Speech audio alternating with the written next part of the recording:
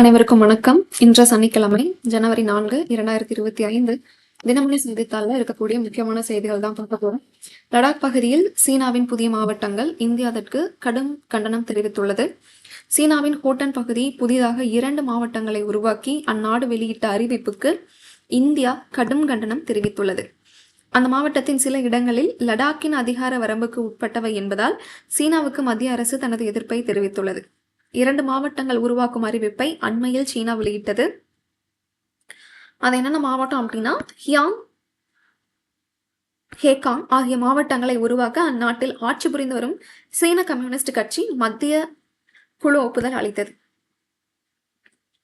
இது இந்திய நாட்டுடைய இறையாமையை பாதிக்கும் அப்படின்னு சொல்லிட்டு இந்தியா கடும் கண்டனத்தை தெரிவிச்சிருக்கு.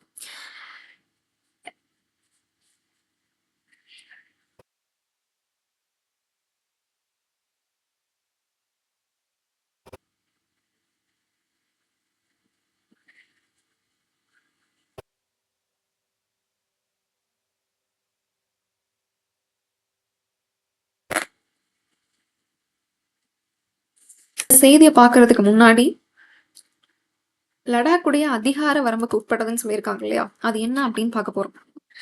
அப்போ 2 விஷயம் நம்மளுக்கு தெரியணும். இந்த லைன் ஆஃப் கண்ட்ரோல்னா என்ன, லைன் ஆஃப் ஆக்சுவல் கண்ட்ரோல்னா என்ன அப்படிங்கிறது. இந்த லைன் ஆஃப் கண்ட்ரோல் அப்படிங்கிறது காஷ்மீர் வார்க்கு அப்புறம் 1948 காஷ்மீர் வார்க்கு அப்புறம் யூஎன் நெகோசியேஷன்ஸ் மூலியமா அறிவிக்கப்பட்டது தான் இந்த லைன் ஆஃப் கண்ட்ரோல். இதுதான் சியாச்சின் கிளாசியர். இந்த சியாச்சின் கிளாசியர்ல இருந்து பாகிஸ்தானையும் இந்தியாவையும் பிரிக்கக்கூடிய இந்த டெரிட்டோரியல் பவுண்டரி தான் லைன் ஆஃப் கண்ட்ரோல் அப்படின்னு சொல்லுவோம். இதுவே இந்த லைன் ஆஃப் ஆக்சுவல் கண்ட்ரோல் அப்படிங்கிறது இந்த அக்சை சின் பகுதி இருக்கு இல்லையா, இதுக்காக தான் இந்தோ சைனா வார் 1962 நடந்திருக்கு. இந்த 1962க்கு அப்புறம் தான் இந்த லைன் ஆஃப் ஆக்சுவல் கண்ட்ரோல் அப்படிங்கிறது போட்டிருப்பாங்க. இதுவே ஒரு 3 பார்ட்டாக பிரிக்கலாம். இந்த லைன் ஆஃப் ஆக்சுவல் கண்ட்ரோல்ல வெஸ்டர்ன் பார்ட் லடாக் பகுதியும், மிடில் பார்ட்ல ஹிமாச்சல் பிரதேஷுடைய பவுண்டரி அண்ட் உத்தரகண்ட், ஈஸ்டர்ன் பார்ட்ல அருணாச்சல் பிரதேஷ் அண்ட் சிக்கிம், அந்த ஸ்டேட்டோட பவுண்டரியும் இந்த லைன் ஆஃப் ஆக்சுவல் கண்ட்ரோல் கீழே தான் வருது. இந்தியா என்ன சொல்றாங்க அப்படின்னா, மொத்தமாக இந்த லைன் ஆஃப் ஆக்சுவல் கண்ட்ரோல் அப்படிங்கிறது 3488 கிலோமீட்டர் அப்படிங்கிறாங்க. அதுவே சைனா வெறும் 2000 கிலோமீட்டர் அப்படிங்கிறாங்க.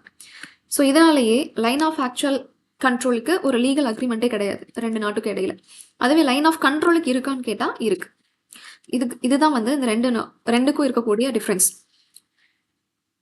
இந்த அக்சை சின் பகுதி ஃபுல்லாக சைனா ஆக்கிரமிப்பு பண்ண வந்ததுனால தான் 1962 போர் வருது. இந்த 62 யார் வின் பண்றாங்க அப்படின்னு சொல்லி பார்த்தோம் அப்படின்னா சைனா தான் வின் பண்றாங்க. மறுபடியும் இந்த இந்தோ சைனா வார் 1967 நடைபெற்றிருக்கும். அதுல யாரை வின் பண்றாங்க அப்படின்னு சொல்லி பார்த்தோம் அப்படின்னா இந்தியா தான் வின் பண்றாங்க. இது மாதிரி வேற என்னென்ன லைன் இருக்கு அப்படின்னு சொல்லி பார்த்தோம் அப்படின்னா துரந்த் லைன். இந்த துரந்த் லைன் இந்த பவுண்டரி எதை பிரிக்குது அப்படின்னு சொல்லி பார்த்தோம் அப்படின்னா பார்ட்டிஷனுக்கு முன்னாடி இந்த துரந்த் லைன் போடப்பட்ட காலம் அப்படிங்கிறது 1893 இந்த துரந்த் லைன் போட்டிருப்பாங்க. இந்த துரந்த் யார் அப்படின்னா இந்த லைனை போட்டவருடைய பேரு தான் துரந்த்.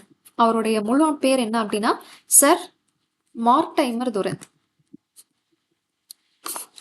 மார்டிமர் துரந்த் 1893 போட்டிருப்பாங்க. அப்போ ஆஃப்டர் பார்ட்டிஷன் இந்தியா அண்ட் பாகிஸ்தானுக்கு இடையில பார்ட்டிஷன் வந்ததுக்கு அப்புறம் இந்த லைனை யார் எடுத்துட்டாங்க அப்படின்னா பாகிஸ்தானே எடுத்துட்டாங்க. ஆனா இந்த லைனுடைய ஒரு சின்ன பகுதி மட்டும் இந்தியாவையும் ஆப்கானிஸ்தானையும் பிரிக்குது.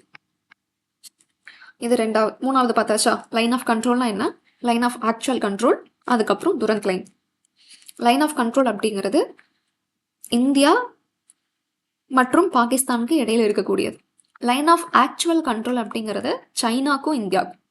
துரந்த் லைன் அப்படிங்கிறது இந்தியாவுக்கும் ஆப்கானிஸ்தானுக்கும். அடுத்தது என்ன அப்படின்னு சொல்லி பார்த்தோம் அப்படின்னா ராட்க்ளிஃப் லைன். இந்த ரெட் கலர் லைன்ல இருக்கக்கூடிய ராட்க்ளிஃப் லைன்.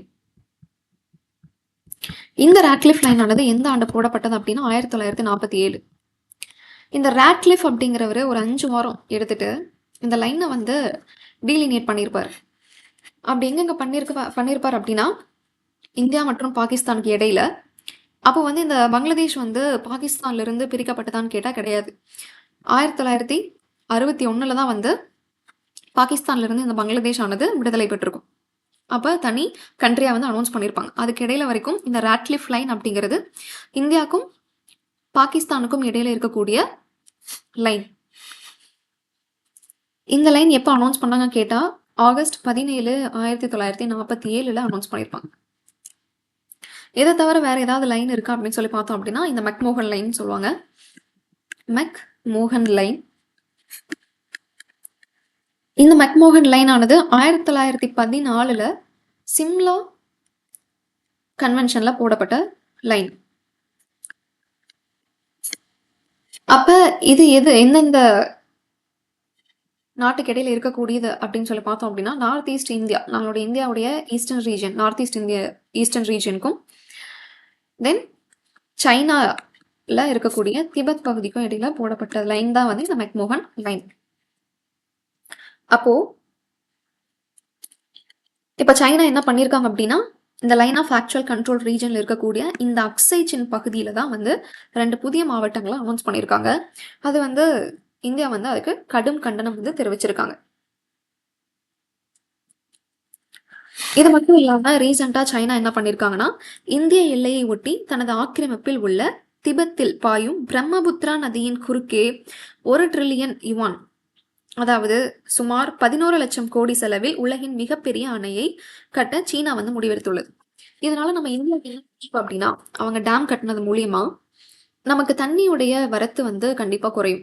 அப்படி இல்லாம மழை அதிகமா பெய்யக்கூடிய காலகட்டத்தில் அவங்க நீர் வந்து டேம்ல இருந்து திறந்து விட்டாங்க அப்படின்னா பிரம்மபுத்திரா வரக்கூடிய அருணாச்சல் பிரதேஷ்ல வெள்ளம் வருவதற்கு உண்டான வாய்ப்பும் அதிகம். அடுத்தது இன்றைய திருக்குறள். முடிவும் இடையூறும் முற்றியாங்கு எய்தும் படுபயனும் பார்த்து செயல். முடிவும் அப்படின்னா ஒரு செயலை முடிக்கும் வகையும், அடுத்தது இடையூறும் அந்த செயலை செய்யும் பொழுது வரக்கூடிய இடையூறுகள் என்னென்ன வரும் அப்படின்னு சொல்லி ஆராயிறது. முற்றியாங்கு எய்தும் படுபயனும் அந்த செயலை நம்ம வெற்றிகரமா செஞ்சு முடிச்சதுக்கு அப்புறம் நமக்கு என்ன பயன் கிடைக்குது அப்படிங்கிறத ஆராய்ந்து பார்த்து அந்த ஒரு செயலை செய்யணும் அப்படின்னு சொல்லிட்டு இந்த குறள்ல வந்து வள்ளுவர் சொல்றார். முடிவும் இடையூறும் முற்றியாங்கு எய்தும் படுபயனும் பார்த்து செயல். இந்த அதிகாரம், இந்த குறள் எந்த அதிகாரத்துல இடம்பெற்றிருக்கு அப்படின்னா வினை செயல் வகை அப்படிங்கிற அதிகாரத்துல இடம்பெற்றிருக்கு.